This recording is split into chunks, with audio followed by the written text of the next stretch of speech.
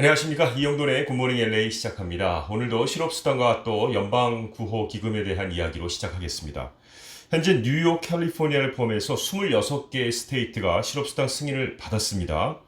연방당국 즉 FEMA가 캘리포니아의 연방실업 보조 지급을 승인했죠. 이에 따라서 현재 주당 $100 이상의 실업수당을 받을 자격이 있고 코로나19로 인해 실업이나 부분 실업을 당한 주민들에게 최소 3주간 한시적으로 주당 $300의 추가 실업 보조금을 지급하게 될 것이라고 EDD가 설명했습니다. 이게 이제 빠르면 다음 주부터 추가 $300의 실업수당이 지급될 것으로 보이는데 아직 자세한 일정은 전혀 밝히고 있지 않는 상황입니다. 이번에 $300 추가 실업수당은 8월 1일부터 소급 적용이 됩니다. 자, 한편 워싱턴주를 포함해서 6개 주가 현재 승인을 더 기다리고 있고요. 11개 주는 아직 신청을 하지 않고 있으면서 사우스다코타는 신청하지 않기로 결정을 내린 상태입니다. 현재 연방 하원과 상원은 8월달 휴가를 보내고 있습니다. 쉬고 있죠. 그리고 9월 8일에 돌아올 예정입니다.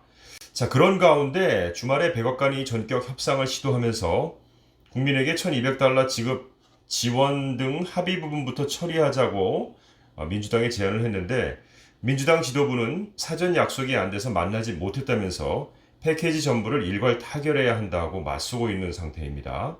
현재 의회가요, 경제구제 법안의 변수들에 대해 양쪽이 타협하기 위해서 사실은 고군분투를 하고 있는 가운데에서 아직 코로나 구호 조치들에 대한 협상을 타결하지 못하고 있는데 어쨌든 시급성에 대해서는 공감을 하고 있습니다. 그래서 공화당의 전당대회가 끝나는 이번 주말에는 돌파구를 찾을 것으로 기대가 되고 있는데요.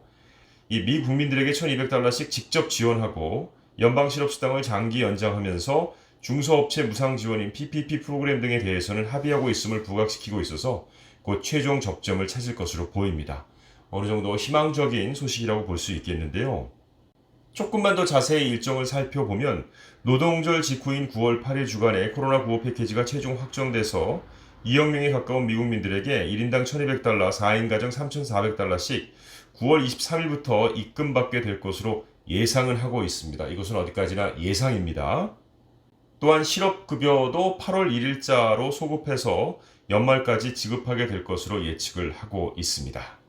다음 소식입니다. 조 바이든 민주당 대선 후보의 호감도가 지난 17일에서 20일 후보 선출을 위한 전당대회 이후 상승했다는 여론조사가 나왔는데요. 그러나 전당대회 시청률이 이전보다는 낮아지는 등 전반적인 관심이 줄고 미 정치의 양극화 심화로 인해서 대부분 유권자가 지지 후보를 결정한 상태라서 과거와 같은 컨벤션 효과를 기대하기는 한계가 있다는 분석도 있습니다. 원래 대선 후보가 대형 이벤트를 개최하는 데 지지율이 오르는 현상인 컨벤션 효과가 과거보다 크지 않아서 어느 정도 예상된 결과라는 시각도 있습니다. 자, 바로 오늘부터 공화당 전당대회가 개최가 되는데요. 올해의 전당대회도요, 한인입니다. 마샤리 켈리 공화당 전당대회 회장이자 CEO가 공화당 전국위원회와 함께 총괄 지휘하는데요. 이번 전당대회에 도널드 트럼프 대통령이요, 이례적으로 27일까지 오늘부터 나흘 연속 계속 출연할 예정입니다. 이 공화당 전당대회는 화상으로만 전당대회를 치른 민주당보다는 현장을 더 중시할 계획인 것으로 전해지고 있는데요. 오늘 열리는 후보 지명 절차는 336명의 대의원이 노스캐롤라이나주 샬럿에 모여서 트럼프 대통령을 후보로 지명하는 방식으로 진행이 되고요. 트럼프 대통령은 전당대회 최종일인 27일 수락 연설을 할 것으로 보입니다. 그런 가운데 트럼프 대통령을 대선 후보로 공식 지명하는 공화당의 전당대회 기간에 민주당도 대항 프로그램을 마련해서 맞불을 놓는 그런 지금 상황입니다. 지난주에 민주당 자칫날 해방 공작을 펼치며 재뿌리기를 했던 트럼프 대통령에 대한 보복인 셈인데요. 공화당 전당대회에 스포트라이트가 쏠리는 것을 차단하겠다는 보석입니다. 한편 트럼프 대통령의 지지율이 경쟁자인 조 바이든 민주당 대선 후보보다는 여전히 뒤처져 있지만 이 상황이 2016년도하고 비교를 하면 좀 낫다는 분석입니다. 월스트리트저널하고 NBC 방송이 공동 실시한 여론조사 결과를 토대로 조사에서 트럼프 대통령 지지율은 41%로 바이든 후보보다 9%포인트 낮습니다. 다만 월스트리트저널은 트럼프 대통령이 4년 전보다는 나은 상황에 있다고 분석을 했습니다. 최대 소수인종인 히스패닉의 트럼프 대통령 지지율도 또 4년 전보다 올랐다고 하는군요. 그래서 히스패닉 유권자 중 31%가 트럼프 대통령을 지지한다고 밝혀서 2016년 대선 출구조사 때 28%보다 오히려 높았다는 거죠. 그리고 4년 전 이맘때쯤에도 힐러리 클린턴 민주당 후보보다 지지율이 9%포인트 지고 있었다면서 그러나 선거인단 투표에서 승리했고 대통령직을 차지했다라고 설명했습니다. 그런데 트럼프 대통령에게 이게 악재인지는 모르겠습니다만 트럼프 대통령의 친누나가 비난을 하고 나섰습니다. 원칙도 없고 잔인하다 뭐 이렇게 얘기를 했는데요. 이거 뭐 쭉 읽어보니까 유산 분배 과정에서 서로 좀 안 좋았던 것 같습니다. 자, 어쨌든 넘어가고요. 캘리포니아가 이거 좀 약간 문제입니다. 현재 저희가 살고 있는 로스앤젤레스에서 불이 어디가 나고 있는지를 직접 눈으로 확인되고 이런 거는 아닙니다만 산불이 맹렬하게 타오르면서 피해가 갈수록 커지고 있습니다. 캘리포니아주에 현재 560곳에서 산불이 발생해서 현재까지 100만 에이커의 산림을 태웠는데요. 이 100만 에이커면은요, 서울 면적의 6배를 뛰어넘는 그런 엄청난 크기입니다. 캘리포니아 소방당국은 캘리포니아주 역사상 두 번째로 규모가 큰 산불이라고 밝혔고요. 산불에 따른 인명과 재산 피해도 늘고 있습니다. 캘리포니아는 현재 최소 10만 명의 주민에게 대피령을 내렸고요. 산불 현장에 소방관 12,000명이 투입됐습니다만 역부족인 상태입니다.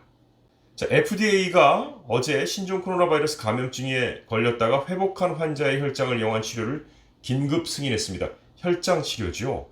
트럼프 대통령이 브리핑을 자청해서 아주 효과적인 방법이라며 대단한 날이라고 지켜 세웠는데요. 오는 11월 재선 성공을 위해서 백신과 치료제 확보에 공을 들여왔고요. 어제 발표는 공화당 전당대회를 하루 앞두고 전격적으로 이루어진 것이기도 합니다. 그런데 전문가들은요, 이것이 뭐 그냥 누구에게나 다 이렇게 통용되는 것은 아니고요. 이머전시 상황에서 사용하는 것이라고 얘기를 하고 있는데요. 계속 추가로 들어오는 뉴스를 좀 지켜봐야 될 것 같습니다. 오늘 로스앤젤레스 레이커스는 코비 브라이언트 데이를 맞이했습니다. 오늘 포틀랜드 트레일 블레이저스와 플레이오프 4차전에서 레이커스 전원이 블랙 맘바 유니폼을 입고 뛸 예정인데요. 사실 어제가 코비 브라이언트의 42살 생일이었습니다. 벌써 코비가 세상을 떠난 게 한참 됐네요. 지난 1월 26일이었죠. 딸 지아나 등과 함께 헬리콥터 추락으로 사망을 하고 말았는데요. 레이커스가 오늘 4차전에서 코트에서 코비 브라이언트를 추모하면서 맘바 유니폼을 입고 포틀랜드 트레일 브레이저스와 맞붙을 계획입니다.